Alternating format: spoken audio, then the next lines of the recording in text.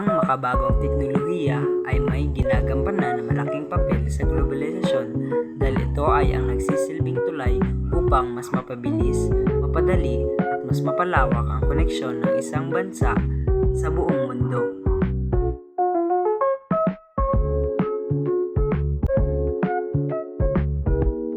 Unang halimbawa, mas mabilis ang komunikasyon dahil sa internet, social media at mobile apps.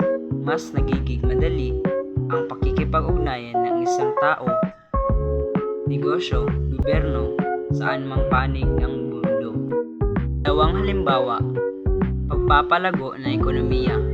Mas napapadali ang kalakalan, online business at digital payments kaya mas nakakapagpalitan ng serbisyo at produkto ang mga bansa.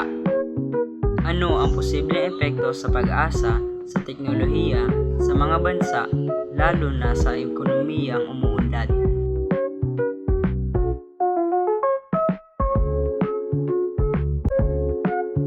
Positibong epekto. Una, pag-unlad ng ekonomiya. Nagbibigay daan ang teknolohiya sa mas mabilis na kalakalan, digital jobs at online entrepreneurship. Pangalawa, pagpapahusay ng edukasyon. Nagkakaroon ng access sa online learning at global knowledge ang mga estudyante.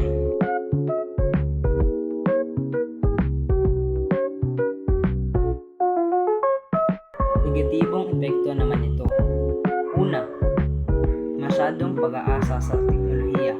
Kapag masyadong umaasa sa teknolohiya, ay maaari ang isang individual ay hindi na makagawa ng isang bagay na hindi sinasama ang mga makinarya o teknolohiya.